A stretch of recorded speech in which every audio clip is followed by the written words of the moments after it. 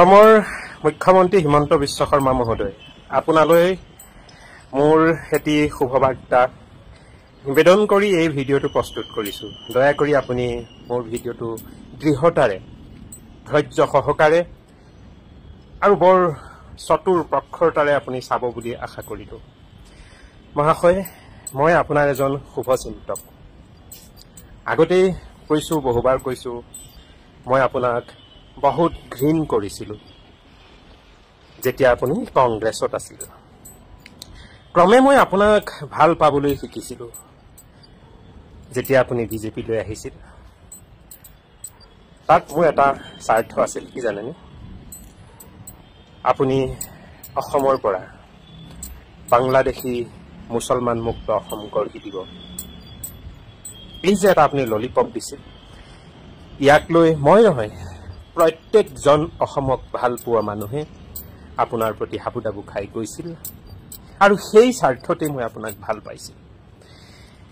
দুৰ্ভাগ্যবশত কি কম, দিনক দিনে সঁচা কথা কৈছো, বৰ্তমানৰ পৰিস্থিতি এনেকুৱা নহয় মহাশয়। আপোনাৰ মানে এতিয়া মোবাইলত দুটা বিষয়বস্তু পাওঁ। সেয়া এটা হৈছে হিয়া ভগা কান্দোনেৰে হিয়া উজাৰি মৰম দি কাৰোবাক সোঁৱৰণ কৰিও কাৰোবাৰ জীৱনক যে ঘূৰাই নাপাওঁ, কাৰোবাক যে ধন্যবাদ দি শেষ কৰিব নোৱাৰো, সেই এজন হৈছে জুবিন গাৰ্গ আৰু দ্বিতীয়জন হৈছে আপুনি অসমৰ মুখ্যমন্ত্ৰী হিমন্ত বিশ্ব শৰ্মা মহোদয়, যাক দেখিলেই মই নিজকে অপবিত্ৰ বুলি ভাবো। মোৰ চকুহালে বেয়া বাহিবিস্তাত চকু পৰাৰ নিচিনা মই ভাবিবলৈ বাধ্য হৈছো। আপোনাৰ কৰ্মৰাজি, আপোনাৰ বক্তব্য শুনোতে মোৰ কৰ্ণ দুখনেও কৈছে কাণত ঠিলা মাৰি লোৱা। বেয়া নাপাব, উপায় নাই, মাফ কৰি দিব। আপোনাক বহু আস্থা আৰু বিশ্বাসেৰে শ্ৰদ্ধাৰে অসমৰ মুখ্যমন্ত্ৰী পাতিছিলো মহাশয়, কিন্তু আপুনি সঁচা কথা কৈছো, অসমক প্ৰতি পলে পলে কেৱল আপুনি লাঞ্ছনা কৰি আহিছে। অৱশেষত মহাশয় সঁচা কথা কৈছো, এই যে মোবাইলত এতিয়া খুলিলেই এফালে জুবিনৰ প্ৰেমৰ অশ্ৰু, আনফালে আপোনাৰ যি কলুষিত মানে বিঘ্নিত কুৎসিত বক্তব্যৰ কেৱল বাতৰিসমূহ যে পাওঁ, মই ফটকে আপোনাৰ মুখখন দেখিলেই স্ক্ৰিপ্ট কৰি দিয়া হলো। কিয় জানে? আপোনাৰ বক্তব্যবোৰ শুনিলে মোৰ মন আৰু মগজু বৰ বৰ বৰ বৰ বৰ অতিষ্ঠ হৈ যায় মহাশয়, কিবা প্ৰতিক্ৰিয়া দিবলৈ মন যায়। কিন্তু হয়তো লক্ষ্য কৰিছে বহুদিন হ'ল মই ফেচবুকৰ পৰা আঁতৰি আছো, কাৰণ নিজৰ মুখখন চোৱা কৰিব বিচৰা নাই। বক্তব্য ক'বলৈ ইচ্ছা কৰা মানে আপোনাৰ বিৰুদ্ধে ক'ব লাগিব, আপোনাৰ বিৰুদ্ধে ক'বলৈ যোৱা মানে আপোনাৰ যিবোৰ বিষাক্ত প্ৰায় বক্তব্য তাৰ প্ৰত্যুত্তৰ দিবলৈ যাওঁতেতো কমচে কম আমাৰো মুখখনত অকণমান বিষ লাগিব ন, সেয়েহে আঁতৰি আছিলো। কিন্তু মহাশয় কিছু সঁচা কথা সময় থাকোঁতে কোৱাটো ভাল বুলি ভাবি ভিডিঅ'টো প্ৰস্তুত কৰিছো। বেয়া নাপাব দেই, মই যে আপোনাৰ প্ৰতি এনেধৰণে, আচলতে এইখিনি সঁচা কথা কৈছো, মোৰ মনৰ কথা। আচলতে মই নহয়, অসমৰ অজস্ৰজন জনগণৰ আজি আপোনাৰ গাতে লাগি থকা, যাক আমি 1500 টকীয়া কওঁ কিংবা আজি 1200 টকীয়া কওঁ কিংবা অন্ধভক্ত বুলি কওঁ, তেওঁলোকৰ মাজৰেই কিন্তু বহুতে আপোনাক ঘৃণ কৰিব লৈছে, সঁচা কথা। কিন্তু তেওঁলোকে কিয় জানে আপোনাৰ ওচৰত আছে একমাত্ৰ স্বাৰ্থ তেওঁলোকৰ, এই যে 1200-1500 তেওঁলোকৰ দিন হাজিৰাৰ স্বাৰ্থত।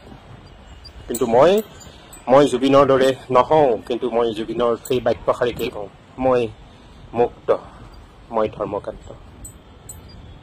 য'তেই সঁচা সত্য তাত মোৰ সঁচা আৰু সত্য, য'ত মিছা য'ত ভুল তাত মিছা আৰু ভুল, এয়া মই কওঁ আৰু মই কৈ আহিছো, কৈ যাম, বেয়া নাপাব। মই আপোনাক সঁচাকে বহুত ভাল পাওঁ, আজিও ভাল পাওঁ। এই ভাল পোৱাৰ অন্তৰালত মোৰ এটা স্বাৰ্থ আছে, সেইটো কি জানে? মোৰ অসমখনক, অসমৰ প্ৰধানতম সমস্যা চাওক, এই যে টকা পইচা মূল্য বৃদ্ধি কিবা কিবি এইবিলাক, আপুনি কিমান মাটি সম্পত্তি লৈছে, কোনে গৰু চুৰ কৰিছে, মই এইবিলাকত গুৰুত্ব দিয়া, এইবিলাক লাইট কেছ। বানপানী আমাৰ গগৈ ছাৰে কোৱাৰ নিচিনা আমেৰিকাতো হয়, এইটো হয়, সেইটো দেখা যাব পিছত। কিন্তু অসমৰ মুখ্যতম সমস্যা কি জানে? অসমৰ ৰাইজসকলেও আপোনালোকে ক'বচোন, হয়নে নহয়? মোৰ দৃষ্টিত অসমৰ প্ৰধানতম আৰু মুখ্য সমস্যাটোৱে হৈছে বাংলাদেশী বিদেশী। এই বাংলাদেশী, বিশেষকৈ বাংলাদেশী মুছলমান মুক্ত আমি অসম বিচাৰিছোঁ। এনে নহয় যে আমি কেৱল মুছলমান মুক্ত বিচাৰিছোঁ, আমি অসমৰ পৰা বিদেশী মুক্ত অসম বিচাৰিছোঁ। আপুনি সেই প্ৰতিশ্ৰুতিত যেন আচলতে ব্যৰ্থ হৈছে বুলি নকওঁ, কিন্তু আচলতে আপুনি দাসত্ব হৈছে। কাৰ জানে? নাগপুৰৰ। আপুনি নাগপুৰৰ, গুজৰাটৰ দাসত্বত হৈছে। আৰু আপোনাৰ জীৱনৰ কিছুমান সঁচা মিছা নাজানো, এই বিৰোধী পক্ষসকলে কৈ থাকে আৰু কিবা মানৱেন্দ্ৰ বুলি কোৱা এজনৰো বোলে হত্যাকাণ্ডত আপোনাৰ এই নাম। সেইদিনাখন পিউচেহে কৈ থকা শুনিলোঁ, মানে মানুহে তেতিয়া আলোচনা কৰিছে আৰু আপুনিয়ে বোলে মাৰিলে। সঁচা মিছা নাজানো দেই। আৰু এই বহু কিবা কিবি কেলেংকাৰী, এইবিলাক আচলতে ঢাকি ঢুকি থবৰ কাৰণেই আপুনি কংগ্ৰেছ এৰি বিজেপিলৈ আহিলে বোলে। কংগ্ৰেছতো কৈছোৱে, যেতিয়া আপুনি আছিলে মানে আপোনাক ঘৃণ কৰিছিলোঁ, খুব ঘৃণ কৰিছিল। বিজেপিত আহিও আচলতে আপুনি নাই, সলনি নহ'ল। কেৱল কাৰোবাৰ চুত্ৰলিপিত, কাৰোবাৰ দাসত্বত, কাৰোবাৰ চৰণত নিজৰ মূৰটো গুজি দি আপোনাৰ জীৱনটো বচাই ৰাখিবলৈ কাৰণে একমাত্ৰ আপুনি অসমৰ মানুহক ভাণ্ডকতা কৰি আহিছে। প্ৰকৃতাৰ্থত, সঁচা অৰ্থত আপুনি অসমৰ কাৰণে সেৱা কৰিবলৈ আচলতে আপুনি মুখ্যমন্ত্ৰী হোৱা নাই। মই আগতো কৈছোঁ, অসমত মোৰ পচন্দৰ বিৰোধী পক্ষৰ এজনো ব্যক্তি নাই। বৰ্তমানৰ কংগ্ৰেছত যদি চাওঁ, আমাৰ গৌৰৱ গগৈ, তেওঁ দুটা বক্তব্যই বৰ জমনি উঠাইছে। এটা হ'ল কঞ্চনজংঘা, আনটো হ'ল এতিয়া কৈছে ৰৈ ৰৈ বিনালৈ। আচলতে এইটো সাধাৰণ কথা, কাৰণ তেওঁ জীৱনকাল, শৈশৱকাল তেওঁ বিদেশত পাৰ কৰিলে, বোধ কৰোঁ আমি সকলোৱে জানো। গতিকে অসমৰ ভাষা, সাহিত্য, সংস্কৃতিৰ লগত তেওঁৰ জ্ঞান অন্য এজন আনপৰ মানুহৰ লগতো যে তেওঁ ফেৰ মাৰিব নোৱাৰে, সেইটো বৰ গতিকে ডাঙৰ কথা নহয়। কিন্তু অকল তেওঁকে জানো ইনচাল্ট কৰি থাকিলে হ'ব? সেই ইনচাল্টৰ ভাগি জানো মহাশয় আপুনিও নহয়, হিমন্ত বিশ্ব শৰ্মা মহোদয়? আপোনাৰ বক্তব্যত প্ৰায়ে শুনো এই যে 65, 66, 62, এয়া জানো অসমীয়া ভাষা হয়? গতিকে সেয়া আপুনি জানো কাৰোবাক আচলতে তোষামোদ কৰিবলৈ তেনেধৰণৰ নকৰে। আৰু আপুনি এনে এজন নিৰ্লাজ, আপুনি ক'ত আৰু অসমক ৰক্ষা কৰিব? ভাষা আন্দোলনৰ কথা আপোনাক মই শিকোৱাৰ প্ৰয়োজন নাই, আপুনি বোলে আলফাটো আছিলে। আপুনি সদনৰ মজিয়াত আপুনি বঙালী মানুহৰ সন্মুখত গৈ বঙালীত ভাষণ দিয়ে এজন অসমৰ মুখ্যমন্ত্ৰী হয়। আৰু আমি অসমীয়াই আশা কৰিব পাৰোঁ নেকি আপোনাৰ পৰা যে আপুনি অসমত অসমীয়া ভাষাটোক নিশ্চয়তা দি ৰাখিব, জিলিকাই ৰাখিব? আশা কৰিব পাৰোঁ নেকি? এতিয়া কথা হ'ল, গৌৰৱ গগৈক আমি 2-4 শব্দ অস্পষ্টতাক লৈ সমালোচনা কৰাৰ মোৰ বোধেৰ প্ৰয়োজন নাই, কাৰণ তেওঁ বিদেশতে লালিত পালিত হৈ অহা মানুহ। আপুনি আমাৰ গাঁৱতে থাকিও আপোনাৰ মুখত যে অস্পষ্ট অসমীয়া ভাষা হয়, সেইটো কিন্তু বৰ লজ্জিত, লাজ লগা কথা। আনফালে এটা কিন্তু অপ্ৰিয় সত্য কথা ক'ব লাগিব, এই যে ৰাজনীতিৰ নামত আপোনালোকে যি বোকা ছটিওৱা ছটি কৰি থাকে, প্ৰত্যেকটো দলকেই দেখিছোঁ, দলপতিকেই দেখিছোঁ, তাৰ তুলনাত কিন্তু গৌৰৱ গগৈ তেনে চৰিত্ৰ নাই।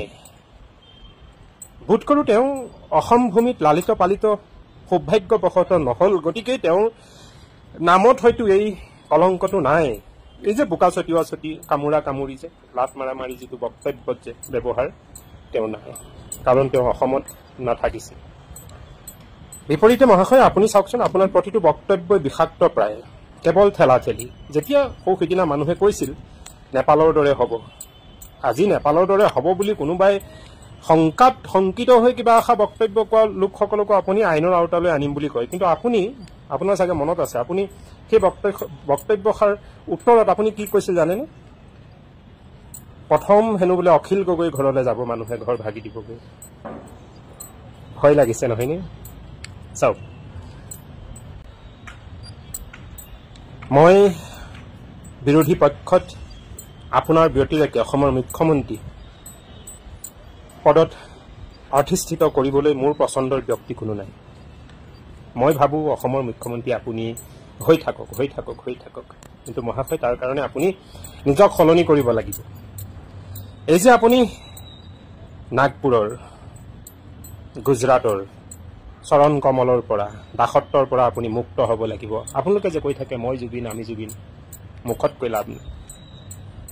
আপুনি নিজকে এজন ইণ্ডিপেণ্ডেণ্ট অসমীয়া হৈ প্ৰতিষ্ঠিত হওক।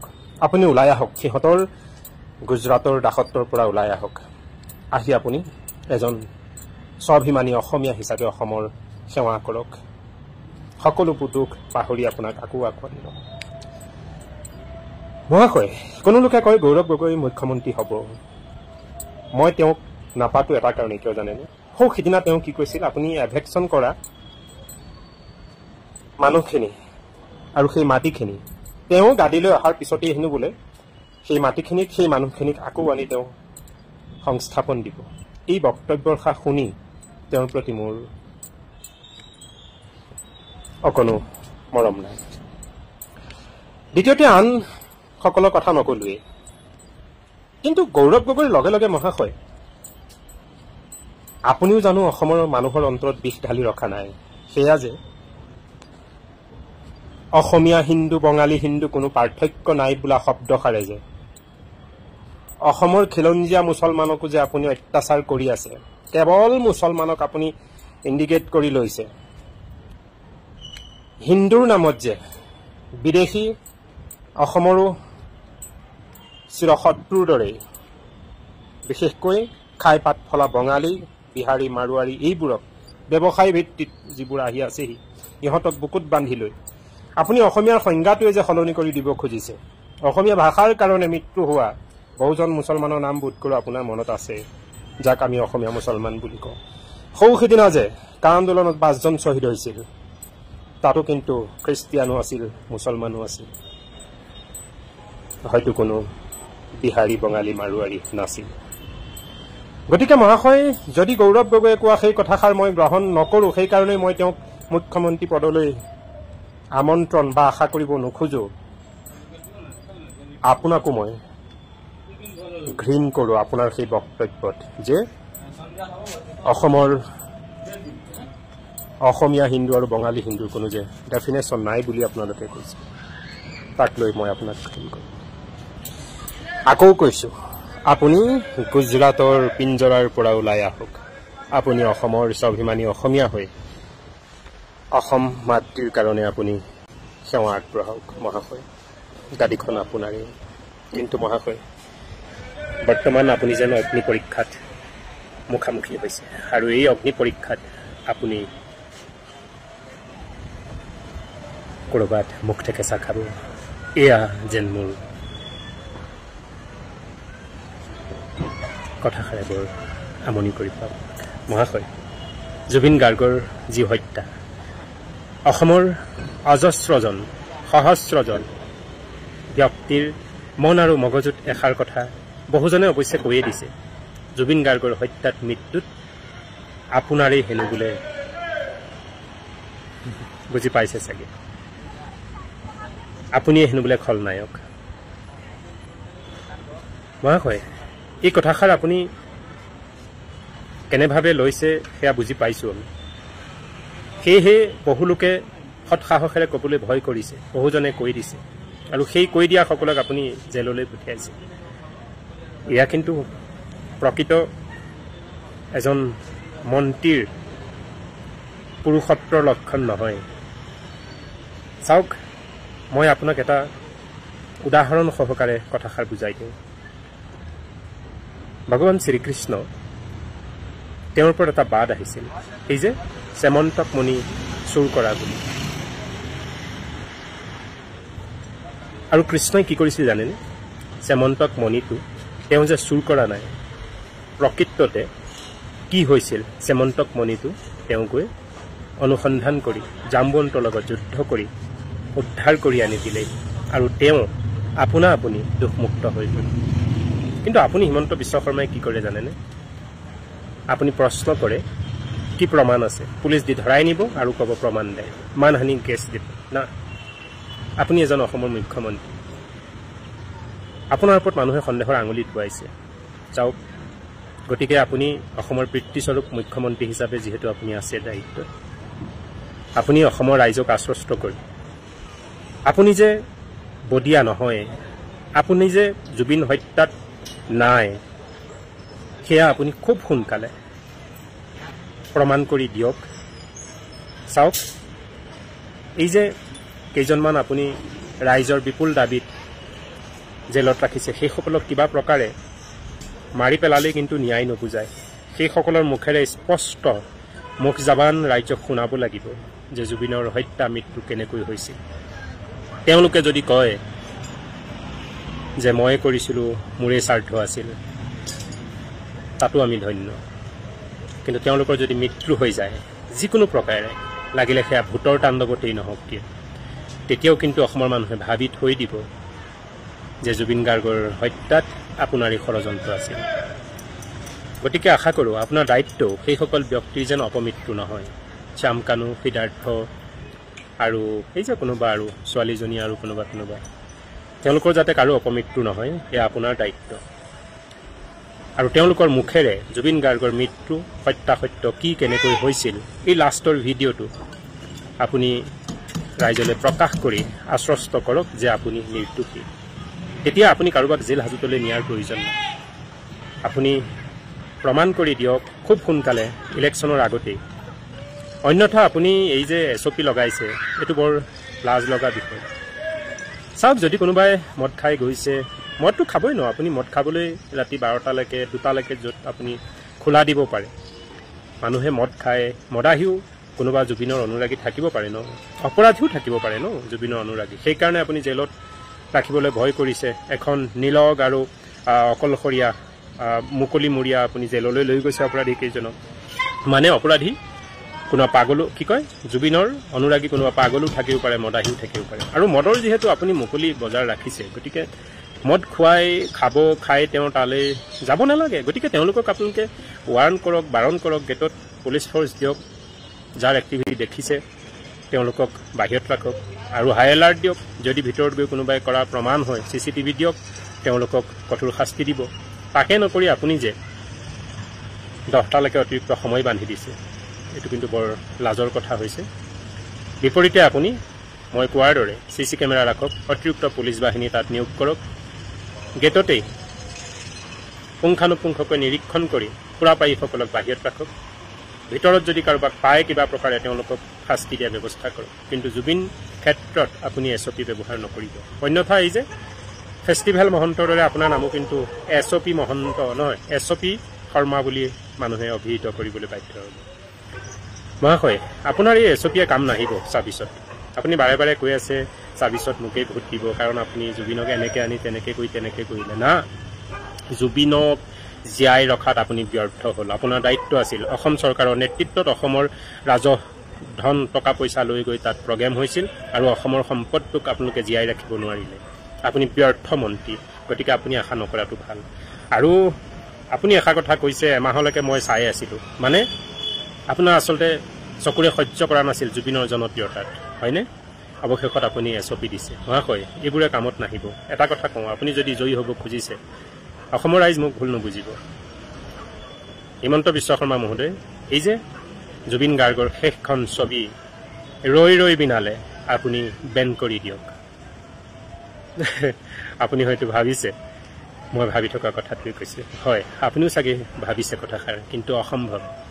আপুনি জুবিন ক্ষেত্ৰত SOP দিছে, এয়া কোনো কামত নাহিব। যদি আপুনি সঁচাকৈ শংকিত হৈছে, তেতিয়াহ'লে আপুনি কূটনীতিৰে ৰৈ বিনালেখন বন্ধ কৰক, ৰিলিজ হ'ব নিদিব। ৰিলিজ হ'লে মহাশয় জুবিন ক্ষেত্ৰ, প্ৰতিটো চিনেমা হলেই জুবিন ক্ষেত্ৰ হৈ পৰিব। আৰু যিমান ফিল্মখন চলিব, সিমান মানুহ আপোনাৰ বিপৰীতে খাৰা হ'ব, জুবিনৰ জাষ্টিছ বিচাৰিব। আৰু জাষ্টিছ আপুনি দিব নোখোজে, নাই খোজা, আমাৰ তেনেকুৱা অনুমান হৈছে। ইলেকশ্যনৰ আগত যদি জুবিনৰ মৃত্যুৰ ন্যায় ৰাজহুৱাকৈ মুকলিকৈ দোষীয়ে যদি স্বীকাৰ নকৰে আৰু শাস্তি যদি বিহা নহয়, তেতিয়াহ'লে মহাশয় 26 আপোনাৰ ক্ষীণ। আপুনি যিমানেই ঠেং ভৰি নেৰাজক, যিমানেই আপুনি এইবিলাক নাৰিকল তেল, মিঠাতেল, আলুগুটি পালুগুটি যিয়ে নিদিয়ক, দাইল চাউল চেনি, কাম নাহিব। মানুহ চতুৰ হ'ল, মানুহে লৈ যাব। কিন্তু ভোটটো মই এষাৰ কথা আগতো কৈছিলোঁ, হয়তো নোযোৱা বিয়নিৰ বাটলৈ কোনোবা যাবলৈ বাধ্য হ'ব কাৰণ আপোনাৰ বক্তব্য দেখি শুনি আচলতে ঘৃণ লগা হৈছে আপুনি এজন অসমৰ স্বাভিমানী অসমীয়া মুখ্যমন্ত্ৰী হওক না জুবিনৰ ন্যায় দিয়ক কাৰ হাত আছে আপুনি যে দুখমুক্ত তাক আপুনি প্ৰমাণ দিয়ক যিমান লেহেমীয়া কৰিব জুবিনৰ মৃত্যুৰ ন্যায় দিয়াত সিমান দিনলৈ আপোনাৰ প্ৰতি কিন্তু মানুহৰ সন্দেহ আৰু গৌণ হৈ গৈ থাকিব মহাশয় সেইসকল ব্যক্তিক আপুনি ধৰি আনি জেলত দিয়াৰ বৃথা কষ্ট নকৰিব কোনো লাভ নাই অসমৰ প্ৰতিজন জনতাই যদি ওলাই আহে জেলত হয়তো আপোনাৰ জেগা নহ'ব গতিকে আপুনি অসমৰ অসমীয়াক আশ্বস্ত কৰক জুবিনৰ মৃত্যু হত্যাৰ জল পটপট সত্য কি দোষীসকলৰ মুখেৰে উইথ ভিজুৱেল সেই অন্তিম ভিডিঅ'টো প্ৰকাশ কৰি মানুহক আশ্বস্ত কৰক আৰু আপুনি দুখমুক্ত হওক অন্যথা মহাশয় 26 আপোনাৰ আশা নকৰাই ভাল মই আশা কৰোঁ আপুনি মোৰ কথাখিনি যোগাত্মকভাৱে ল'ব জুবিনক ন্যায় দিব আৰু আপুনি দুখমুক্ত হয় অসমৰ এজন স্বাভিমানী অসমীয়া হয় অসমীয়া ভাষা সাহিত্য সংস্কৃতি জাতি মাটি ভেটিৰ কাৰণে আপুনি যুঁজ দিব আপুনি নাগপুৰৰ গুজৰাটীৰ চৰণৰ পৰা ওলাই আহিব আপুনি মুক্ত হ'ব তেহে সেই কথাষাৰৰ অৰ্থ হ'ব ময়ো জুবিন আমিও জুবিন জুবিনে যে কৈছিল মই মুক্ত জয় আই অসম